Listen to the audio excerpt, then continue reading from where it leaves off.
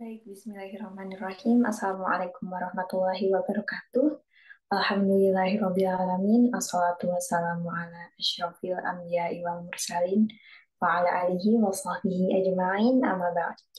Perkenalkan, saya Nadia sebagai moderator kajian Sirah Nabawiyah malam ini yang diselenggarakan oleh Masjid Baitur Rahman PKU Muhammadiyah Serang. Terima kasih kepada hadirin yang telah hadir tepat waktu. Di sini sudah ada Eyang Hisham, Ibu Siti Mudikah, dan Pak Parnowo. Juga sudah hadir Ustadz Abu Hisham dan Ustadz Adi Hamid tadi dari Masjid Baitur Rahman.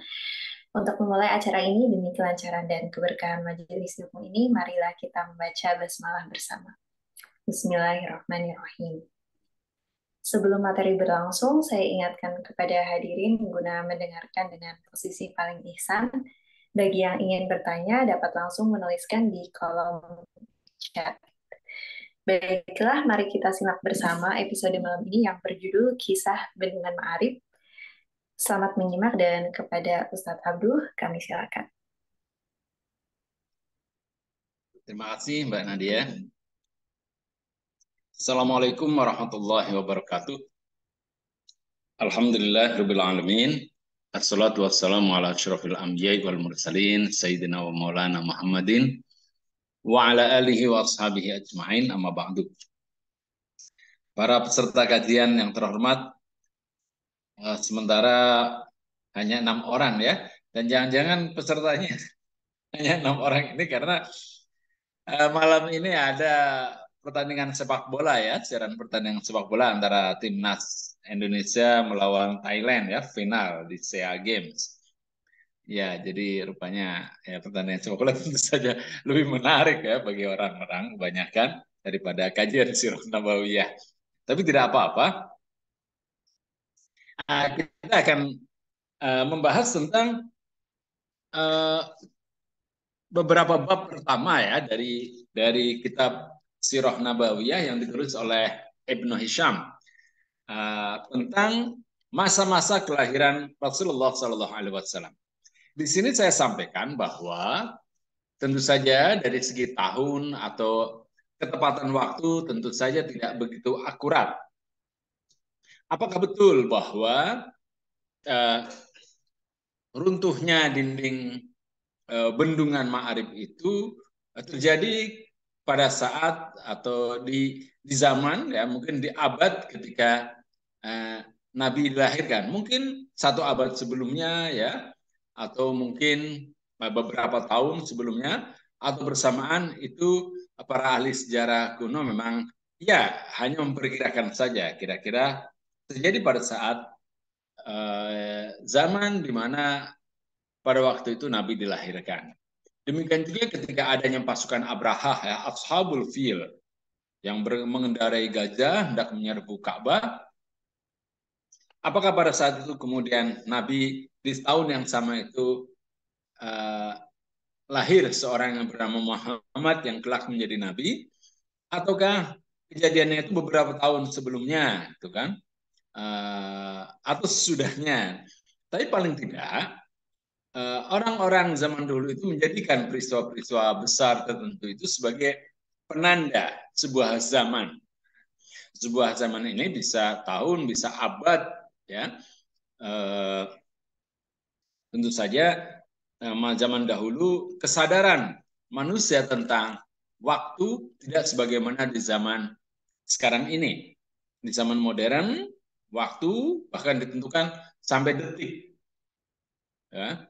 Jadi orang lahir pun jamnya jam berapa itu sudah sangat teliti, sangat detail. Maka di sini saya sampaikan tentang hancurnya bendungan Ma'rib. Kasus hancurnya bendungan Ma'rib ini ditulis dalam Al-Quran. Kemudian juga ini juga sebagai penanda sebuah zaman yang cukup mengguncangkan dunia, dan pada saat itu juga lahir seorang bayi yang kelak menjadi pemimpin dunia, yaitu Muhammad Sallallahu Alaihi Wasallam. Saya share screen ya. Oke, baik. Nah, kita bisa melihat ya kota Ma'rib modern itu seperti ini. Nah, itu kota Ma'rib yang modern di daerah Yaman. Ya. Ya, dan Yaman ini adalah sebuah negeri yang selalu bergolak. Yaman ini baru bersatu sekitar tahun 80-an. Sebelumnya itu terbagi antara Yaman Utara dan Yaman Selatan. Yaman Utara kalau tidak salah adalah mereka yang berpaham komunis. Di antara yang kemudian lari ke Indonesia adalah seorang yang bernama Mar'i Al-Katiri. Mar'i Al-Katiri itu lari ke Timur Timur.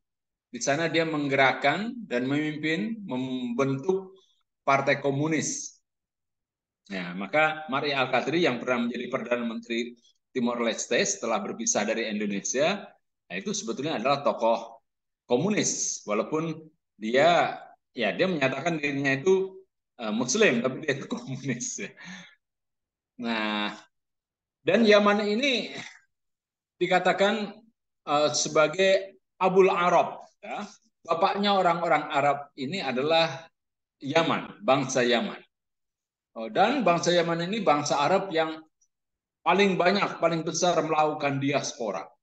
Orang seperti Al-Ash'ari, Abu Musa Al-Ash'ari, itu adalah asalnya adalah dari Hadrami, Hadramaut. Ibnu Khaldun sendiri, luhurnya itu berasal dari Hadrami, Hadramaut. Orang-orang Arab yang ada di Indonesia kebanyakan dari Hadramaut ya, seperti Quraisy Shihab, ya, Najwa, kemudian Anies Baswedan, ya, kemudian siapa? Nabil Makarim, kemudian Nadim Makarim, ya, itu mereka orang-orang Arab yang aslinya itu dari Hadramaut, dari Yaman. Nah, sebelumnya ya baik, saya sebentar mana tadi ya. Nah, hancurnya bendungan Ma'rib ini disebutkan karena merupakan penanda kelahiran Nabi Muhammad. Ya. Di zaman ketika Rasulullah lahir itu bisa disebut sebagai zaman di mana banyak terjadi peristiwa yang mengguncangkan, menggemparkan. Yaitu diantaranya adalah hancurnya pasukan gajah, Ashabul Fil, yang dipimpin oleh Abraha. Nah, pasukan ini juga berasal dari Yaman, ya, dari kota Sana'a. Ya. Kemudian hancurnya bendungan Ma'rib yang juga terdapat di negeri Yaman. Jadi negeri Yaman pada saat itu merupakan negeri yang maju, ya, yang sangat ramai karena Yaman itu terletak di Lautan Hindia yang menjadi persinggahan para pedagang dari India, ya, dan juga dari Afrika. Nah, kemudian banyak juga yang dari Eropa ya, karena pedagang Eropa pada saat itu untuk menuju ke Nusantara, ke Malaka ataupun ke Yaman selalu melewati ataupun ke India selalu melewati Tanjung Harapan ya. Dulu namanya Tanjung Topan. Di lewat pantai di selatan Afrika, di Afrika Selatan itu. Nah, kemudian ya mungkin melewat ya Madagaskar di situ. Kemudian ya sampailah ke India ya, ke Arab ya, kemudian ke India. Nah, di Arab itu ya ke Yaman. Dan Yaman itu letaknya eh, di sebuah celah yang sempit ya, yang disebut Babul Mandeb, jadi gapura air mata yang menuju ke Laut Merah. Disebut gapura air mata karena gelombangnya sana besar sehingga banyak kapal-kapal yang terhempas ya dan tenggelam. Nah, jadi perekonomian Yaman pada saat itu memang luar biasa dan kita tahu bahwa di zaman kuno kerajaan-kerajaan di Afrika adalah kerajaan-kerajaan yang disegani yang sangat kuat. Ethiopia merupakan disebut sebagai negeri museum bangsa-bangsa karena di sana itu banyak sekali berkumpul orang dari berbagai negeri, Eropa, kemudian Arab, Afrika sendiri, kemudian India, sehingga Ethiopia pada saat itu sangat maju.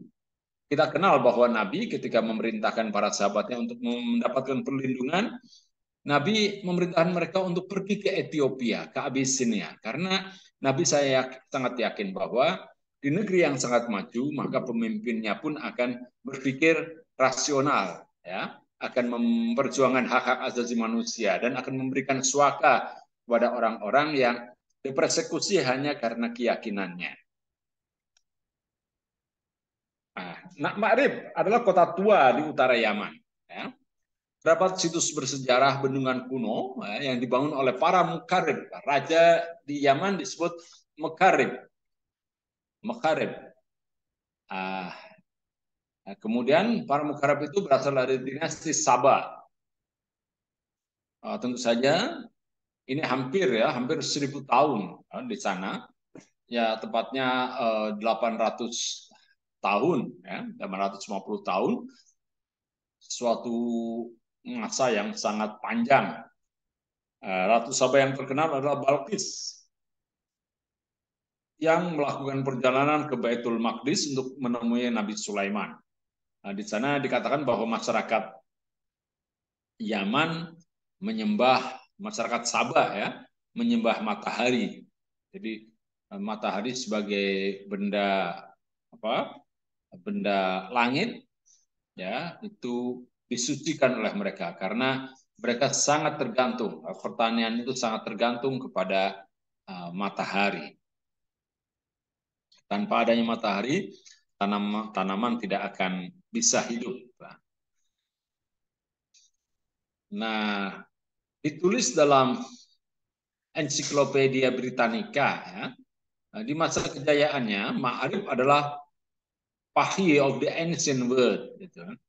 Jadi bagaikan kota Paris di negeri di zaman dahulu kala, di dunia kuno. Karena saking indahnya. Panjang bendungan sekitar 550 meter dan dapat mengairi lahan seluas 1.600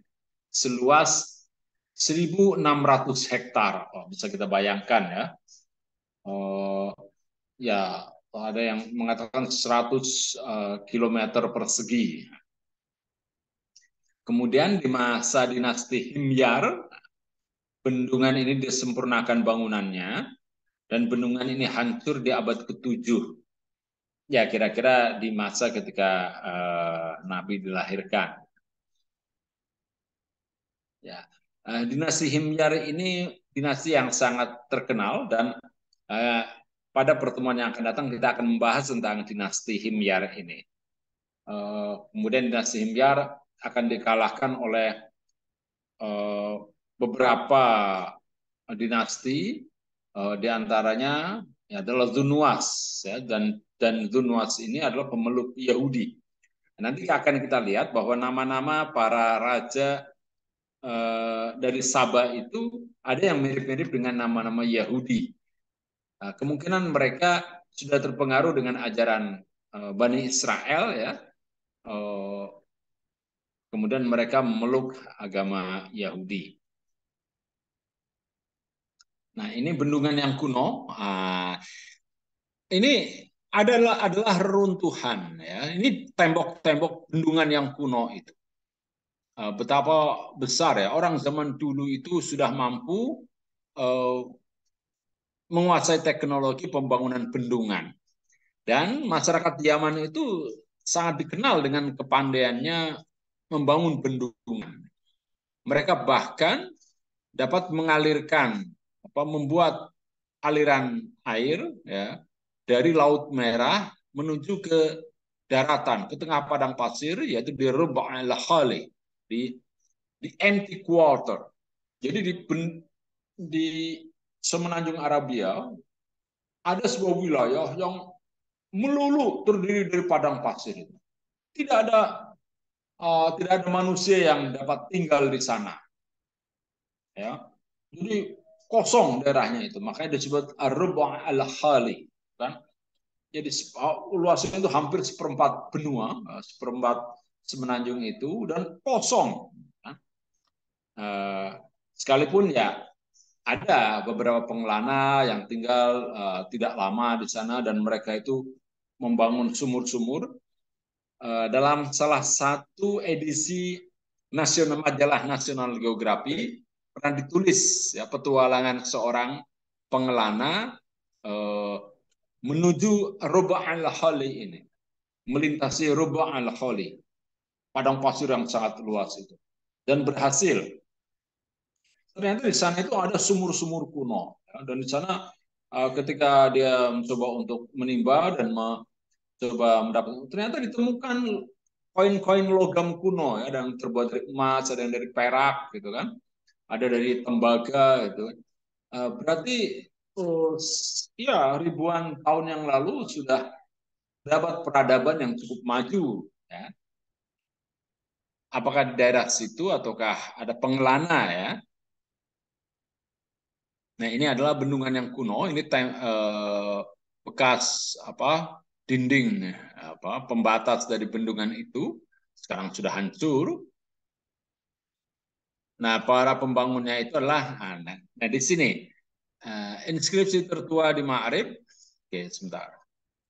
Yang ditemukan di Ma'rib dinyatakan bahwa pembangunan bendungan dikerjakan oleh Yasa Amar Watar satu, putra Yada Al-Zariyah satu.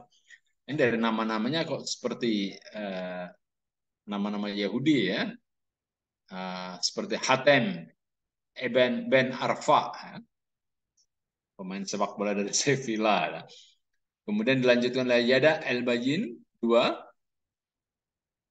tapi seperti Arab juga ya, Yada Al-Bayin. Nah, ini seperti orang Arab ya. 740 sebelum sebelum Masehi, ya, sebelum kelahiran Kristus, before Christ. Ya. Kemudian perbaikan dilakukan oleh Damar Az-Zarih, ya, 700. Kemudian Raja Samael Yanuf, putra Damar Al-Watar, adalah raja yang tercatat menyelesaikan proyek bendungan Ma'arib. Ya.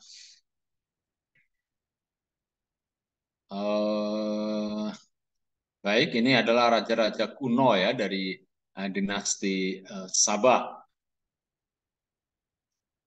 Oh, tentu saja ini apakah ini nama ya hampir mirip saja ya, tapi tentu saja ini adalah nama-nama daerah Yaman kuno, uh, Arab ya, tentu saja ya. Nah, masyarakat Yaman kuno, ya, masyarakat kuno di Yaman itu sangat ahli di bidang pembangunan bendungan yang mengalirkan air dari Laut Merah. Ini semestinya besar ya, Laut Merah ke Ruba' al-Khali, daerah tandus yang tak berpenduduk di semenanjung Arabia. Beberapa bendungan kuno di Yaman itu adalah ada ya bendungan Jufainah, kemudian bendungan Kharid, bendungan Adra'ah, bendungan Mekrang, dan bendungan Yas'an. Ya, bendungan-bendungan ini tentu saja sekarang ini hanya runtuhannya saja ya, yang sudah yang masih bisa terlihat. Oke. Nah, inilah yang disebut dengan Rubu' al-Khali. Ya, daerah Rubu' al-Khali. Oh, daerah kosong. Kita lihat ini. Bahwa kota-kota di Arab itu hanya yang berada di daerah pinggiran saja. Paling banyak itu daerah pinggiran, coba. Hafar, Al-Batin, Al-Jubai, ya, Dammam, Manama, Al-Manama ini ibu kota Bahrain kalau nggak salah ya. Doha, Abu Dhabi, Dubai, Oman, Muscat, semuanya berada di pantai semua. Salalah, Al-Ghaidah, Sana'a, ya, Aden. Nah ini semua adalah kota-kota besar yang berada di tepi laut, daerah-daerah pantai. Sementara yang daerah tengah itu ya hanya beberapa ya, itu karena daerahnya itu subur. Seperti Riyadh, kemudian Buraidah, Ha'il. Nah, sedangkan di tengah-tengah daratan Arabia ini ya kosong. Ini hanya terdiri pasir, ya, hanya lautan pasir saja. Lautan pasir. Ya. Kita lihat di Afrika juga. Ya. Ada Port Sudan, negara yang bernama Massawa, Asmara. Ya. Oke, baik. Nah, ini dia Laut Merah. Ya. Yambu al-Bahr. Nah, inilah Ruba' al-Khalid. Dan yang luar biasa adalah ada penjelajah dari Eropa yang melakukan perjalanan menuju ini Ruba' al-Khalid ini. Sungguh seorang yang sangat pemberani. Ya. Nah, ini adalah gambar reruntuhan tembok bendungan. Nah, kita lihat bendungan ini ya ini temboknya dibangun dari ya tumpukan batu. Coba batunya itu dipotong sangat rapi ya dan presisi ini sangat rapi. Juga ada timah, ya. Karena ada timah disebutkan ya. Timah itu untuk merekatkan. Sehingga ini kedap air ya. Pada zaman ini teknologi yang kuno ya, tapi luar biasa. Bagaimana mereka bisa memotong batu dengan sedemikian rapinya ya. Mungkin seperti Borobudur ya, Borobudur kemudian bangunan piramid itu juga terdiri dari potongan-potongan batu yang ya sangat rapi. Nah, ini ada tulisan, ya. Ada sebuah inskripsi, ya. Inskripsi kuno di dinding Ma'arib ini. Ya, ini tentu saja yang dapat membaca adalah para arkeolog. Ya, mereka yang belajar di jurusan arkeologi ini tentu mempelajari huruf-huruf kuno seperti ini ya. Wah, sudah huruf apa bahasa atau huruf yang sudah tidak lagi hidup, yang sudah tidak lagi digunakan oleh manusia modern. Tapi mereka perlu mempelajarinya karena ada kesamaan, kesamaan bunyi dan kesamaan makna dalam di inskripsi yang lain, tentu saja. Jadi mempelajari bahasa ataupun huruf-huruf kuno itu sangat penting bagi kaum arkeolog. Tapi zaman modern ini yang sangat pragmatis ini sangat sedikit mereka yang tertarik untuk mempelajari arkeologi. Ini kebetulan keponakan saya ada yang belajar arkeologi. Mudah-mudahan dia mampu menguasai huruf-huruf kuno semacam ini. Untuk dapat berdialog dengan masyarakat kuno juga. Ya. Nah, di sini ini adalah bekas runtuhan kuil ya. Ini runtuhan dari kuil. Kemungkinan kuil pemujaan Dewa Matahari. Kita lihat betapa perkasanya bangunan ini ketika masih utuh tentu saja. Ini adalah pilar-pilar yang ya dari sebuah bangunan yang sangat megah tentu saja. Nah, kita lihat orang-orang zaman ini membawa senjata mereka itu. Ini kan anak-anak muda ini, anak-anak ya usia belasan atau awal 20-an seperti 21 atau 22 tahun ya. Karena di sana ya seringkali terjadi peperangan. Yaman ini berkali-kali ya pernah diserang oleh Amerika. Kita bisa melihat umpamanya dalam film apa itu ya Black Hawk Down ya atau yang ya tentang perang di Yaman itu perang sipil. Kemudian sekarang ini dan alhamdulillah sudah berakhir ya antara Saudi dengan uh, kaum Houthi, masyarakat Houthi yang ada di Yaman. Yang akhirnya alhamdulillah kini mereka itu sudah menghentikan peperangan. Ya, ini berkat diplomasi dari Xi Jinping ya. Luar biasa ini Cina dengan ekonominya akhirnya mampu mendamaikan dua negeri yang bertikai sudah lama ya, yaitu Saudi dan Yaman. Saudi dengan Iran pun sudah berdamai ya, sudah saling berkunjung karena upaya yang dilakukan oleh Cina ya. Bukan saya ini pro Cina ya, tapi kita lihat bahwa luar biasa diplomasi pemerintah Cina yang sekarang, gitu kan. Bandingkan dengan Amerika yang bertahun-tahun justru memercikan peperangan di mana-mana, pergolakan di mana-mana di Timur Tengah ini. Kedatangan Amerika itu bukan mendamaikan, tapi justru memecah belah bangsa Arab, bangsa-bangsa di Timur Tengah. Sementara Cina justru menyatukan. Nah ini ya dari situ bisa kita lihat ya betapa besar diplomasi Cina. Walaupun tentu saja tidak ada makan siang yang gratis. Ya. Pasti Cina ingin mendapatkan keuntungan. Namun jika memang semua orang itu dapat keuntungan, ya dapat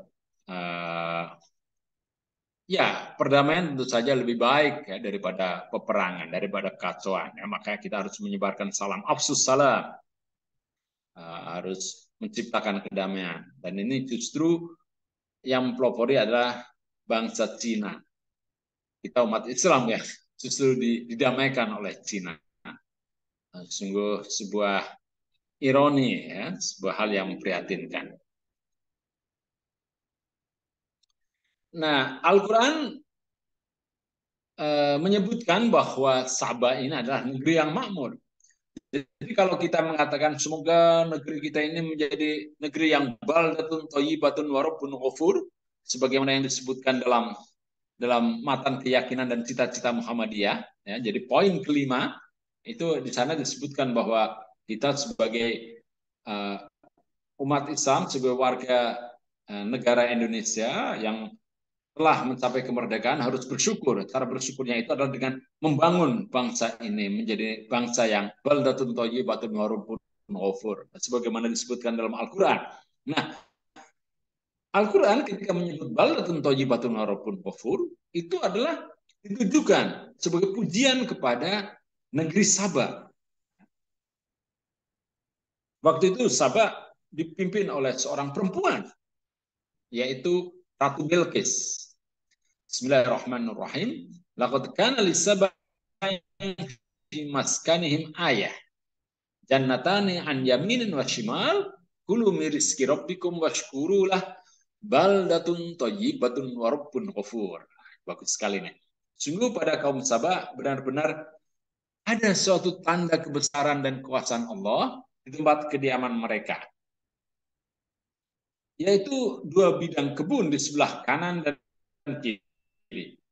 Kami berpesan kepada mereka, makanlah rezeki yang dianugerahi Tuhanmu dan bersyukurlah kepadanya. Negerimu adalah negeri yang baik, yang nyaman, sedangkan Tuhanmu adalah Tuhan yang maha pengampun. Wah, luar biasa negeri yang semacam ini. Mungkin sesungguhnya negeri kita ini adalah ya tidak keliru jika kita katakan bahwa negeri kita ini adalah negeri yang juga baldatun thayyibatun wa rabbun ghafur. Bahwa negeri kita ini negeri yang dimana bisa hidup.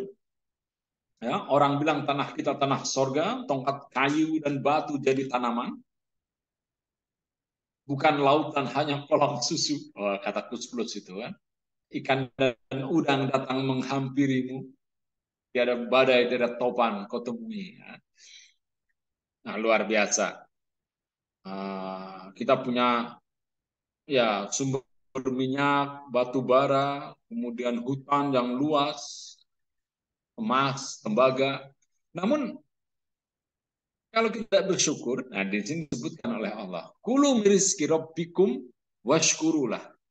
Makanlah rizki Tuhanmu dan bersyukurlah kepadanya. Bersyukur itu artinya menjaga, menikmati kekayaan alam itu. Tapi kita harus ingat bahwa kita ini setelah menebang pohon ya kita berkewajiban untuk menanamnya. Setelah menggali ya kita harus menutup kembali. Namun yang terjadi sekarang banyak orang, para penambang, para pengusaha tambang itu, pertambangan, batu bara, ketika sudah menggali ya mereka pergi begitu saja. hutan ditebang tanpa peduli bahwa mereka itu berkewajiban untuk menanamnya, agar generasi berikutnya bisa menikmati kesejukan hutan itu. Tidak, maka dalam ayat berikutnya di sini disebutkan bahwa bangsa Sabah itu fa'arodu, akan tapi mereka berpaling, mereka mengingkari nikmat Allah itu. Ya, mereka tidak mau menjaga kesuburan tanah atau menjaga bendungan yang besar itu, menjaga aliran air agar teratur, agar tidak berubah menjadi banjir. Ya, karena fa'arodu, mereka itu tidak bersyukur, melupakan tanggung jawab mereka untuk menjaga alam. Farsalna alaihim sailal arim wa baddalnahum bi jannatayhim jannatayn dawatai uklin hamtin wa athrin wa syai'in min sidrin qalil. Akan tapi mereka berpaling, sehingga kami datangkan kepada mereka banjir besar, dan kami ganti kedua kebun mereka dengan dua kebun yang tumbuhi pohon-pohon berbuah pahit, hamtah, dan juga asal. Kemudian sedikit pohon bidara, pohon sidr, pohon bidara ya. Ya bisa katakan kita sidrah itu, sidr adalah bidara. Nah, tapi pohon itu pun sangat sedikit. Ya, jadi kalau kita tidak menjaga alam negeri ini ya, menebang pohon sembarangan, ya nanti kelak Kalimantan yang tadinya penuh dengan pepohonan, dengan hutan, kelak bisa menjadi seperti Arab, gitu. Jadi padang pasir, tandus. Nah, itu sangat disayangkan, ya, kerusakan alam yang sudah diambang pintu. Kita perhatikan bahwa gunung-gunung es, glacier di di Greenland, di Kutub Utara banyak sekali yang mencair karena suhu permukaan air laut itu semakin hangat, semakin panas. Nah, kalau gunung-gunung es itu mencair, maka laut ini akan semakin naik permukaannya, dan kota-kota yang berada di pantai akan tenggelam. Ya, itu kalau kita tidak menjaga alam. Ya. Alam pun tidak akan menjaga kita. Tentu saja. Nah, para ahli mengatakan bahwa penyebab, para arkeolog ya sampai sekarang ini masih bertanya-tanya tentang sebab hancurnya bendungan Ma'rib itu. Ada yang mengatakan gempa bumi dalam ensiklopedia Britannica. Adanya gempa bumi vulkanik di daerah situ. Nah, tapi ada juga yang mengatakan bahwa ini karena adanya peperangan yang terus-menerus antara kaum Sabah dengan kaum Roidaniyah. Ya. Sehingga mereka, kedua negeri itu tidak mampu untuk, ya salah satu negerinya, umpamanya Sabah ya, tidak mampu untuk punya waktu guna memperbaiki kerusakan-kerusakan yang ada dalam bendungan tersebut. Nah ini, jadi yang namanya perdamaian, stabilitas itu sangat penting ya. Karena kalau ada peperangan itu, semua energi, semua sumber daya itu ditujukan untuk peperangan, maka ya tidak ada lagi orang yang memikirkan pertanian, pengetahuan, sekolah, ya, bagaimana pelayanan kesehatan, ekonomi. Nah, hanya sebagai salah satu sumber pertanian ya, yang menyebabkan kesuburan, yaitu bendungan itu akhirnya pun tidak terawat dan kemudian rusak, hancur.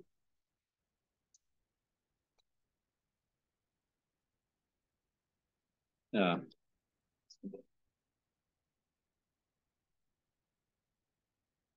Nah,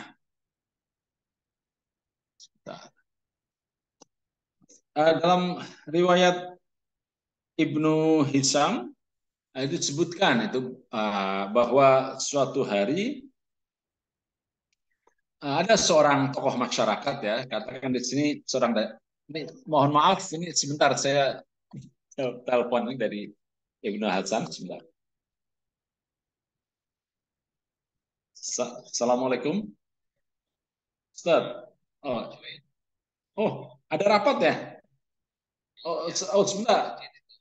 Oh, bidang masjid. Oh, iya, iya. Aduh. Oh, oke. Sebentar. Saya lagi pengajian dulu lagi Sirah Nabawiyah. Sebentar. Oke, ya, ya. Oke, oke. Setengah jam. Ya, makasih. Assalamualaikum.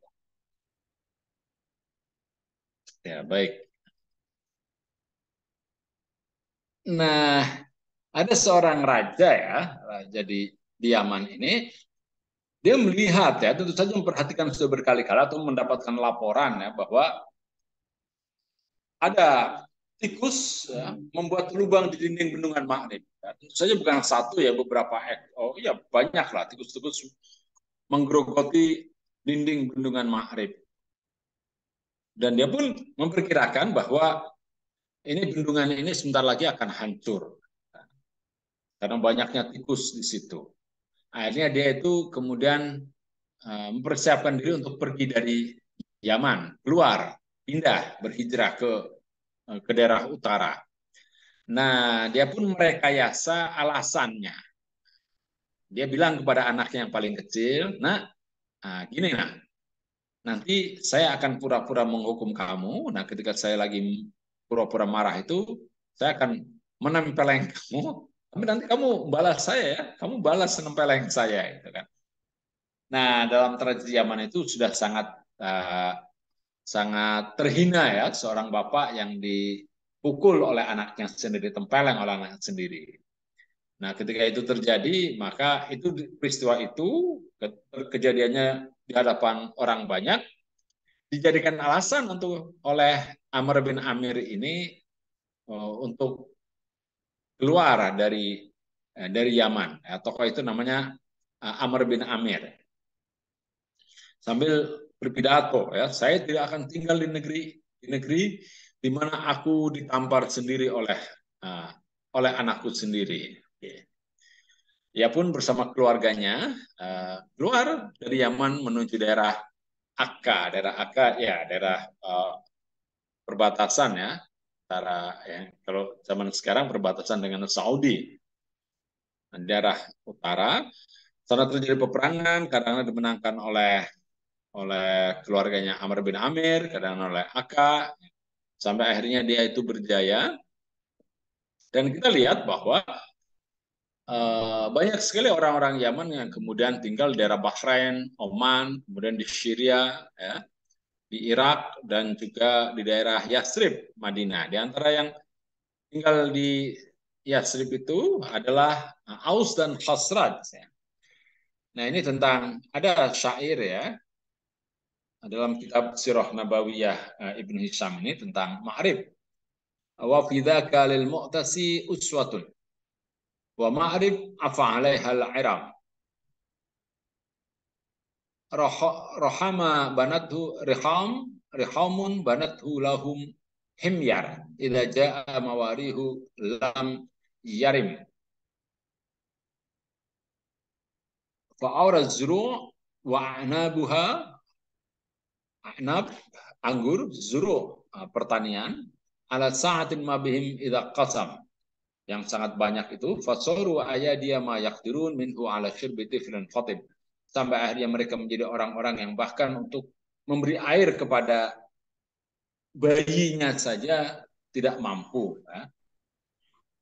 Ya ini terjemahannya. Dan Ma'rib telah hancur binasa oleh banjir. Marmer telah dibangun hemyar untuk mereka. Jika angin telah datang, ia tidak menyisakan apa-apa. Tanaman dan anggur diairi dengan penuh oleh air mereka ketika air tersebut dibagi. Kemudian mereka menjadi orang-orang yang tidak mampu memberi air kepada bayi yang hendak disapih. Demikian keringnya daerah Yaman itu. Nah ini tangisan orang-orang Arab ya ketika mendengar hancurnya bendungan Ma'rib, apa menderitanya mereka. Nah akhirnya orang-orang Yaman berdiaspora, ya, berpindah, ya, keluarga Jufna bin Amr berhenti di Syam, Aus dan Khosraj, orang-orang yang kelak kemudian menjadi Ansor, ya, itu kemudian tinggal di Yathrib, ya. Dan Khosraj ini adalah leluhur Nabi itu di sini ya. Ada nenek Nabi dari Khosraj yang bernama Salma, Salma al-Khosraji, nenek yang perempuan ya, istri dari Hashim, kakek buyut Nabi. Kemudian Huza'ah berhenti di Marra, Marra Zahra, Marra ya. Kemudian Azad As-Sarah berhenti di Sarah, Azad Oman berhenti di Oman. Oman ini salah satu negeri Arab yang makmur ya dan sangat stabil keadaannya. Nah, di zaman modern ini ada seorang penguasa ya dari Uni Emirat Arab namanya Syekh Zayed Ibn Sultan An-Nahyan. Dia itu leluhurnya itu berasal dari Ma'rib ya, yang kemudian pindah itu. Nah, jadi di sekitar ya di sekitar Oman ya, Emirat Arab itu. Nah, inilah keturunannya itu yang jadi presiden itu, presiden Uni Emirat Arab. Maka untuk menghormati daerah leluhurnya itu, dia membangun bendungan di kota Ma'rib. Letaknya di dekat situs bendungan yang kuno itu. Ya, kemudian proyek ini selesai tahun 85 ya, 86. Sebuah proyek yang sangat ambisius ya dan sangat mahal tentu saja. Ya. Nah, kemudian ini kota Ma'rib modern ya, tadi sudah saya tunjukkan. Nah, ini bendungannya sudah sangat modern ya. Ya, ada 3 buah gunung yang membatasinya. Jadi ini temboknya tembok alami ya dari gunung batu.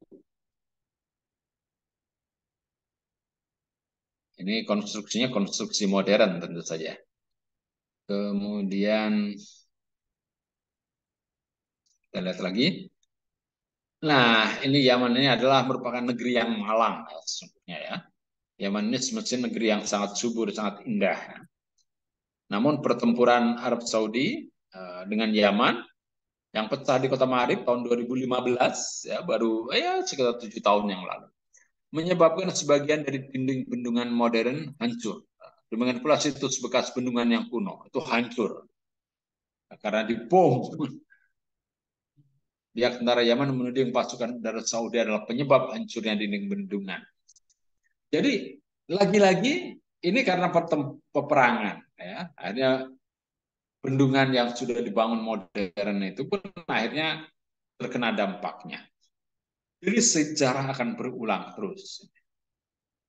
Maka dalam Al-Quran disebutkan, dan itu pula yang menjadi landasan Ibnu Khaldun dalam merumuskan teorinya tentang sejarah ini, bahwa sejarah itu adalah akan berulang. Atau ayat yang dalam Al-Quran itu disebutkan, watilkal ayyamu nudawiluha bainan nas. Dan hari-hari itu kami putarkan di antara manusia. Jadi ada masa, ada pertumbuhan, lahir, kemudian memuncak, kemudian pas di puncak, nanti kemudian akan surut lagi ketika manusia itu lalai untuk menjaga kejayaannya. Nah, dan sejarah itu memang betul-betul berulang. Ya, selesai uraian saya tentang bendungan Ma'rib ini. Mudah-mudahan bermanfaat. Silakan Mbak Nadia, barangkali ada pertanyaan.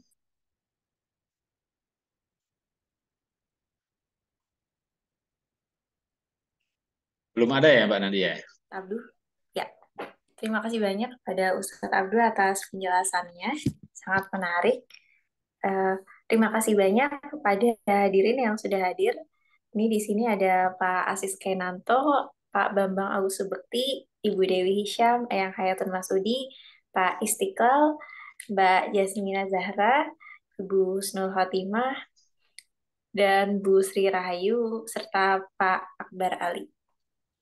Iya, sementara belum ada pertanyaan dari Ustaz Abdul, apakah ada yang mau ditambahkan? Ya, oh ini Pak Istiqlal tuh ada mau bertanya tuh. Monggo Pak Istiqlal. Oh oke. Assalamualaikum. Waalaikumsalam warahmatullahi wabarakatuh. Sehat Pak Ini mau, Istiqlal ya? ya alhamdulillah. Ini mau tanya tuh bendungan Ma'arif Ma'arif itu di Mesir apa di ini apa di Baghdad itu? Oh, Bendungan Ma'arif di Yaman. Di Yaman. Ya. Ya, Yang saya di kira Mesir itu Aswan. Aswan ya saya lupa. Aswan yang di Mesir. Tapi bendungan Aswan itu bendungan modern di zaman Jamal Abdel Nasser ya, pembangunannya itu. Ya itu juga bendungan yang sangat sangat spektakuler itu, sangat besar. Sementara kalau yang kita bicarakan ini bendungan yang ada di Yaman. Gitu. Terima kasih. Oh iya, sami-sami Pak Istiqlal. Ya, ini masyarakat Arab ini kan masyarakat yang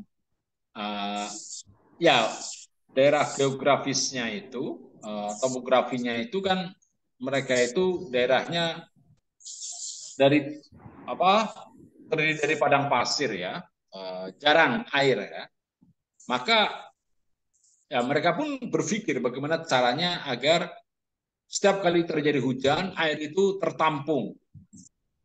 Maka mereka pun secara alami berusaha untuk menjadi ahli di bidang pembangunan bendungan untuk menampung air. Kalau ada sungai, mereka pun membendungnya untuk menjaga debit air, untuk mengairi persawahan ya sebagai irigasi, dan juga mereka mampu membuat saluran untuk mengairkan air laut, terutama dari Laut Merah menuju ke daerah yang namanya Ruba al-Khali itu, daerah yang sangat tandus. Tandus dan tidak ada manusia di sana ya. Jadi makanya masyarakat Arab itu sangat percaya, masyarakat Arab ya, dalam imajinasi mereka tentang sosok makhluk yang tinggal di tempat-tempat kosong seperti jin ya. Jadi mereka itu sangat sangat percaya dengan apa ide tentang jin itu. Ya sampai orang yang apa perilakunya aneh, katakanlah yang sakit jiwa itu disebut oh orang itu kemasukan jin. Nah, maka disebut majnun. Nah, majnun itu karena ada jinnya gitu kan, terjinkan gitu. Nah, sebetulnya ini merupakan kepercayaan dari masyarakat Arab tradisional ya.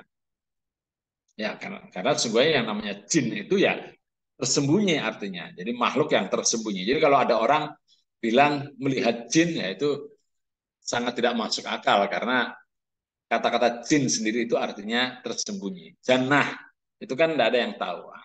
Janin, nah, janin itu juga dari jin. Nah, tapi sekarang janin sudah bisa dilihat pakai USG. Nah, tapi kan tetap tidak bisa terlihat ya dengan kasat mata atau ya yang lain. Nah, jin, jannah, junun, nah, kegilaan atau jadi kalau kita ada seorang apa itu terobsesi apa itu addiction ya.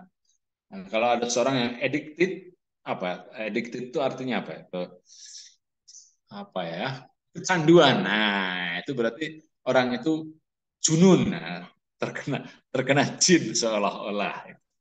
Jadi kalau sesungguhnya sih tidak ya kita tidak tahu ya karena itu suatu hal yang gaib.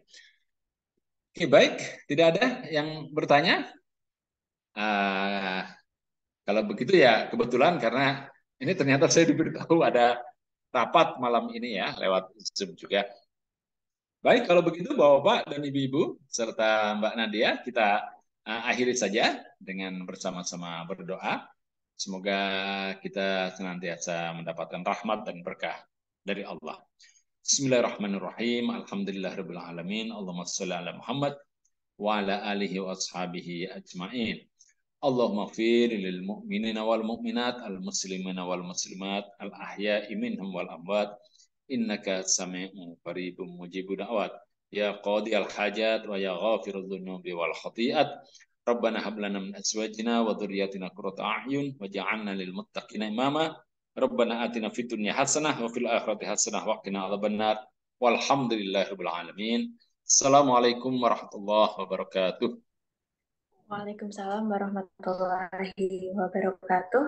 Baik, alhamdulillah atas kelancaran kajian malam ini yang berisi penjelasan yang mencerahkan dan pertanyaan yang menarik dari Pak Istiqlal. Ya, semoga kajian ini dapat meningkatkan ketakwaan dan kecintaan kita kepada Rasulullah. Jazakumullah khairan kasiran atas kehadiran hadirin.